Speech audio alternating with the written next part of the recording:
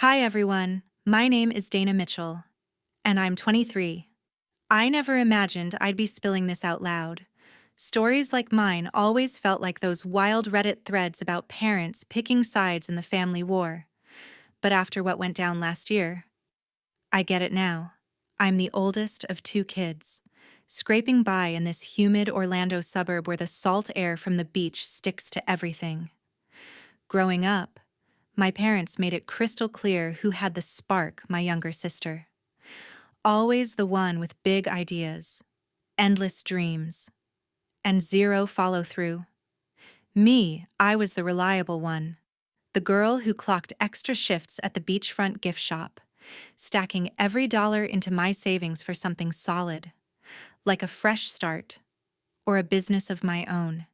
Even my grandparents on Dad's side chipped in. They set aside money just for me, earmarked for my future, whispering in those quiet family calls that it was my safety net. Keep it locked tight. Dana, they said, build something real. I bought the line hook, line, and sinker. Until one sticky summer night at family dinner, when I pulled up my bank app and saw the balance gutted.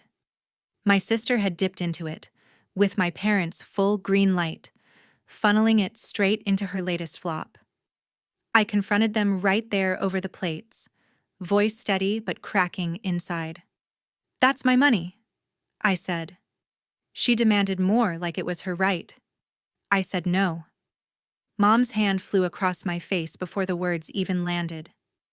The sting sharper than the slap itself. I stood up, walked out into the night. Heart pounding like a storm off the coast. What I did next, it shattered everything they thought they controlled. Accounts frozen, doors slammed for good, and a one-way ticket punched by dawn. But that's just the spark. Stick around, the fire's coming. Before I get to my story, I want to know what time and what city you're listening in. I'd love to know how far my story goes. That walk out the door after dinner left me shaking, but it also cleared my head enough to piece together how we'd gotten here. Living in this Orlando suburb meant dealing with the constant hum of tourists and the salty breeze that carried in from the beach. But inside our family home, a modest single-story place with faded blue shutters, it was all about the unspoken rules, from as far back as I could remember. My parents had drawn that invisible line between us kids. My sister Felicia, at 21, was the one they pinned their hopes on, calling her the creative force, the one with vision that could turn her freelance photography gigs into something big. She'd snap pictures of sunsets over the waves or pose shots of locals at the boardwalk. But every project fizzled out after a couple of weeks because it didn't feel right or stifled her inspiration. Mom and Dad would nod along, saying things like, "Felicia's meant for more than punching a clock. She's got that artistic soul."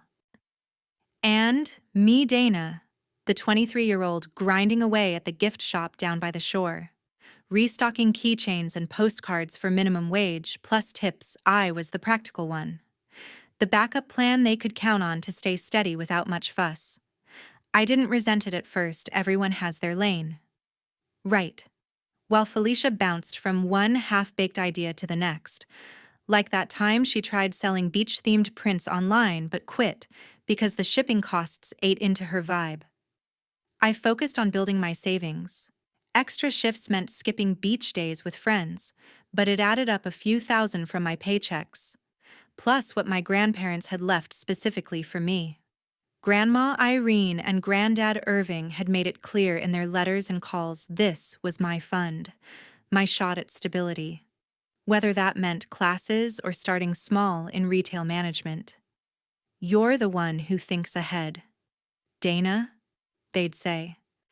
My parents echoed it, promising to safeguard every cent in the joint account we shared for family emergencies. But as Felicia's ventures piled up new camera gear, studio rentals she barely used, the whispers started.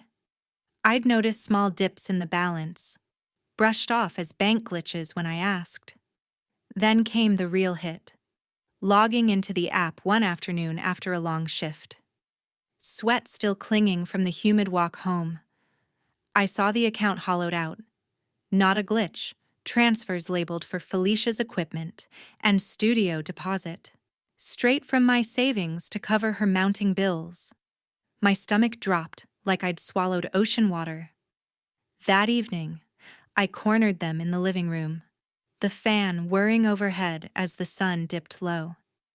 "This was my money," I said evenly, showing the statements on my phone. My mom Gloria shifted in her chair, glancing at my dad Howard, who just sighed. "Dana, we had to step in. Felicia's on the verge of a breakthrough with her photography, but she needed that push for her mortgage on the little space she's renting downtown." Mortgage. She'd convinced them to co-sign for a creative studio near the tourist strip, but her gigs weren't paying, and now my fund was bailing her out. "You're resourceful," Mom added, her voice soft but firm. "You'll bounce back. This is family. We support the dreams that matter." The words landed like a wave crashing, but I held my ground, demanding answers.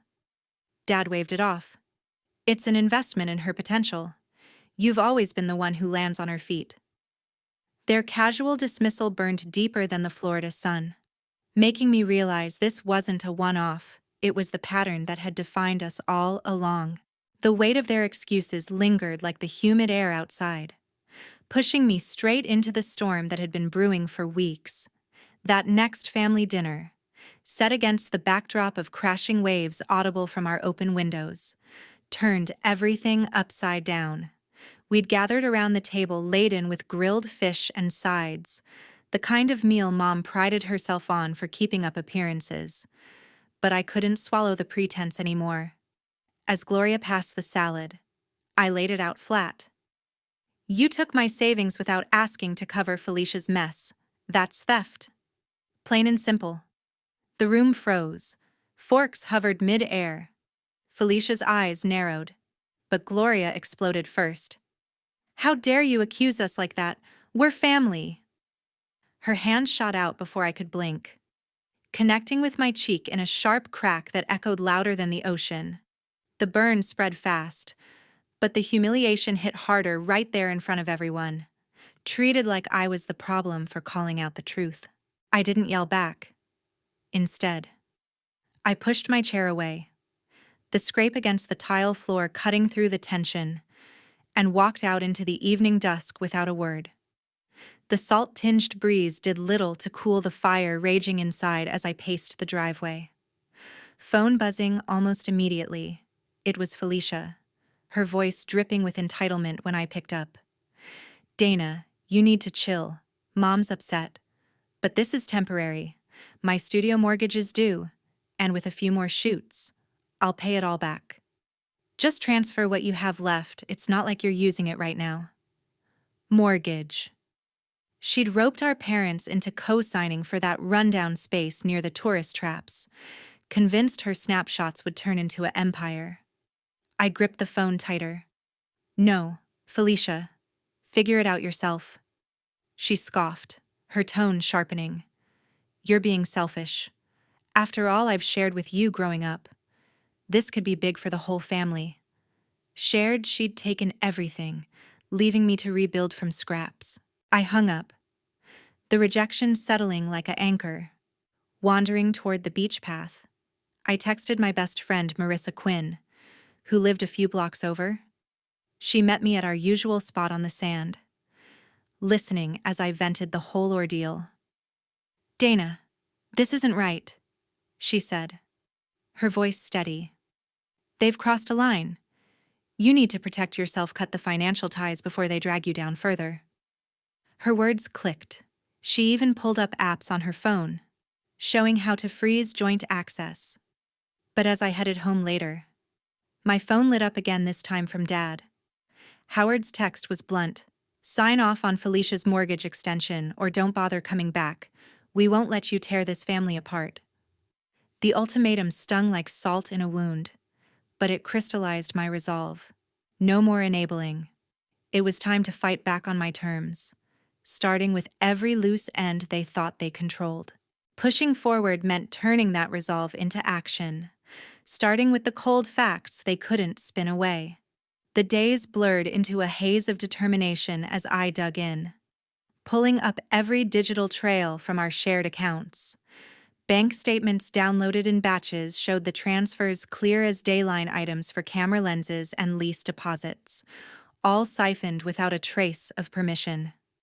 I fired off emails to the financial aid office back when Grandma Irene and Granddad Irving had set up the inheritance, requesting copies of their original notes. They arrived within hours. Brittle scans confirming the intent for Dana's independent path, no strings attached. Their words fueled me, a quiet anchor against the chaos.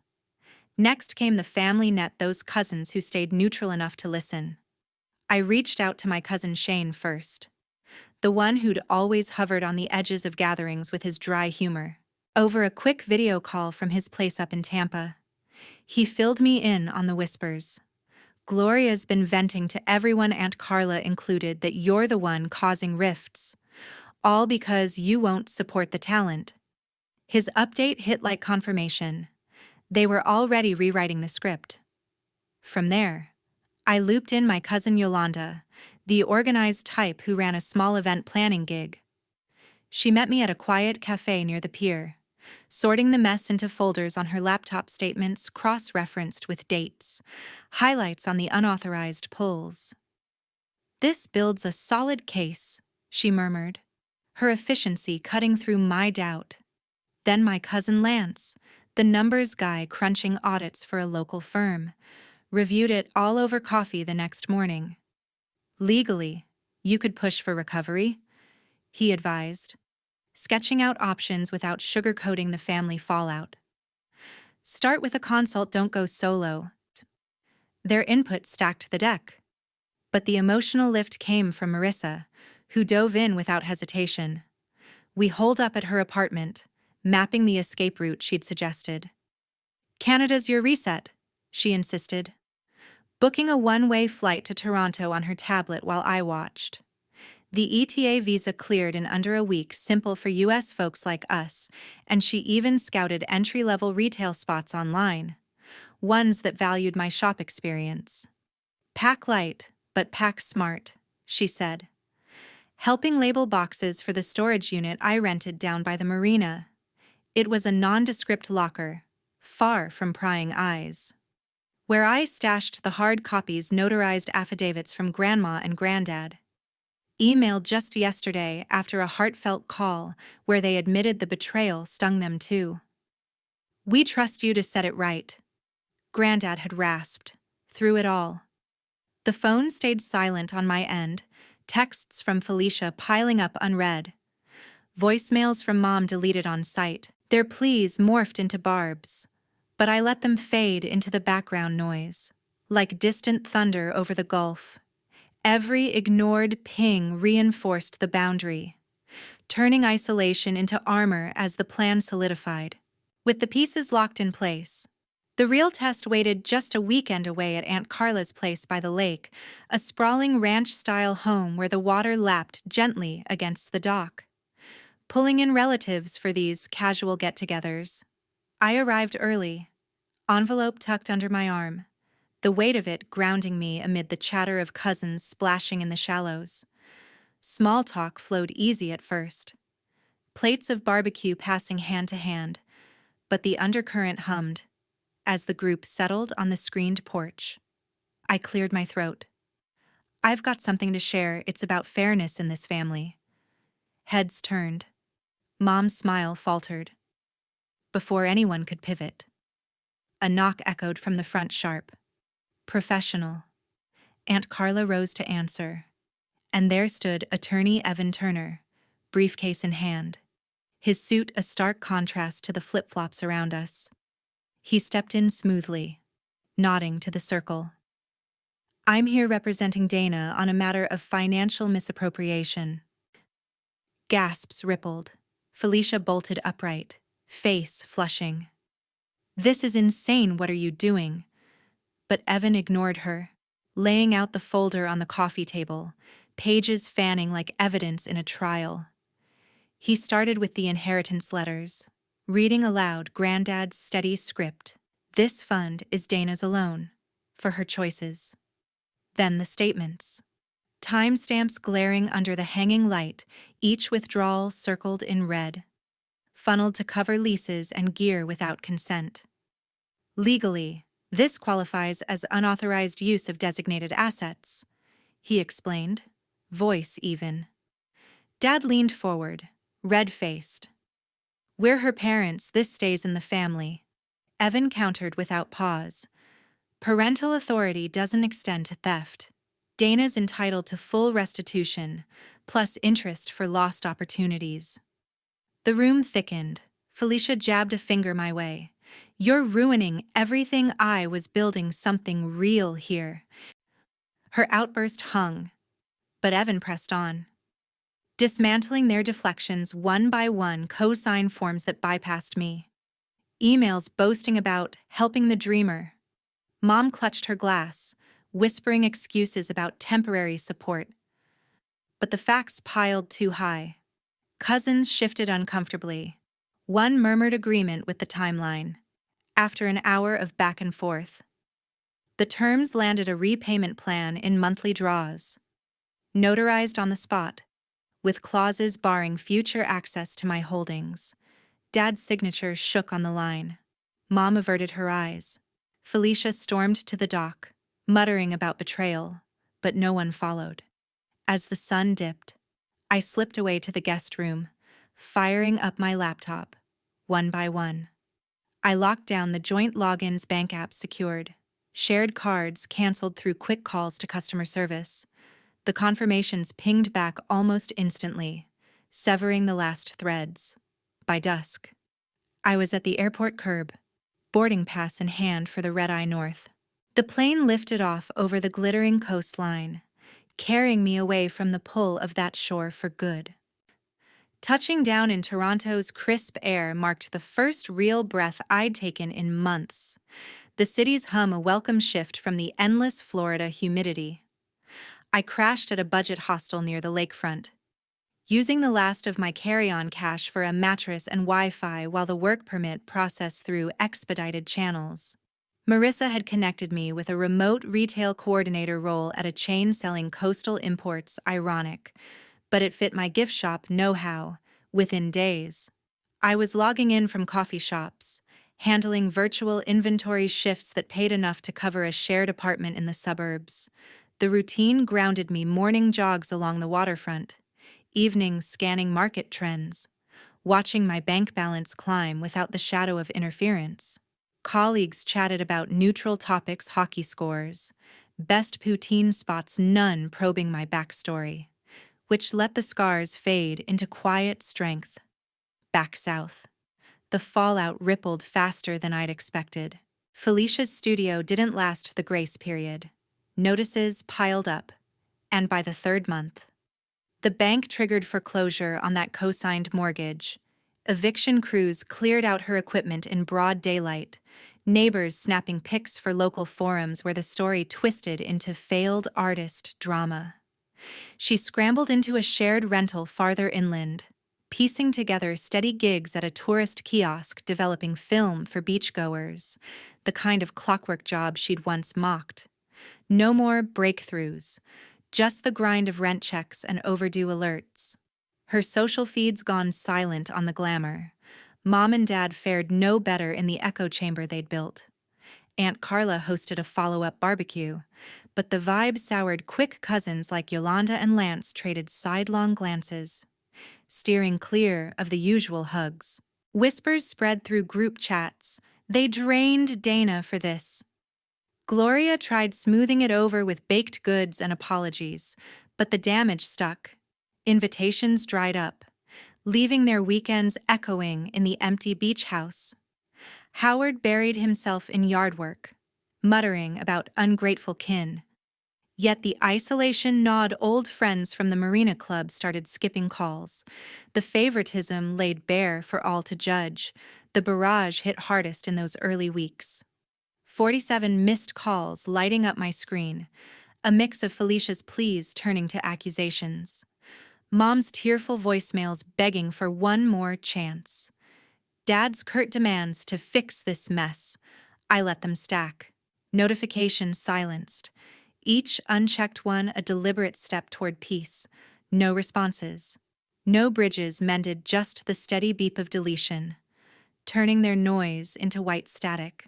Felicia landed that kiosk spot eventually, stabilizing but stripped of the pedestal, her texts to mutuals hinting at resentment without the old fire.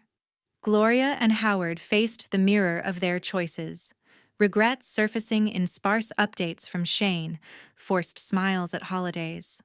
The house feeling smaller without the chaos they once enabled. For me, the distance bred clarity, every unchecked call a reminder that freedom tasted sharper than any reconciliation. Months stretched into a year up north, and the silence from back home solidified into something unbreakable, a clean break that reshaped my world without the drag of old anchors. Toronto's rhythm became mine, upgrading to a corner unit overlooking the harbor, where I'd sip coffee and tweak supplier lists for the retail chain. Promotions rolling in from consistent output. Weekend hikes in the ravines cleared any lingering fog, replaced by networks of expats sharing tips on everything from tax filings to local markets. No more second-guessing every deposit. The repayments trickled in on schedule, funneled straight into investments that grew on their own term, stocks in sustainable goods. A side hustle flipping vintage finds online. It wasn't glamour, but it was mine, earned without the taint of conditional love. Down in Florida, the fractures deepened without my presence to patch them. Felicia's kiosk shifts turned routine. Her once vibrant pitches now wrote exchanges with sunburned visitors, the spark dimmed by eviction scars and unpaid balances. She'd patched things with a roommate, but trust eroded in waves. Mutual friends distanced themselves, wary of the volatility that once defined her circle. Gloria poured energy into community bake sales, seeking validation in small nods from neighbors, yet the family orbit shrank. Holidays at Aunt Carla's felt obligatory, laced with awkward pauses where my name hung unspoken. Howard tinkered with boat repairs at the marina, his gruff pride cracking under the weight of sidelined status former buddies opting for solo outings. The favoritism's cost etched in empty dock slips. I kept the line drawn firm. No replies to the sporadic pings that surfaced on anniversaries or crises, each one archived unread. A ritual of release. They learned to navigate without my safety net. Felicia forging paths in entry-level sales that demanded reliability over flair. Gloria confronting the echo of her defenses in therapy sessions she'd mentioned offhand to Yolanda. Howard's silence spoke volumes, a grudging acceptance that their choices had carved the divide. No olive branches crossed the border. Reconciliation would demand admissions I no longer craved, only the peace of absence. Looking back, the real win lay in the lessons carved from the wreckage. Guard your finances like a vault, because family ties don't exempt betrayal. Set boundaries early. Vocal and unyielding, they're the walls that protect your core from erosion. Favoritism poisons quietly, breeding resentment that festers until it bursts.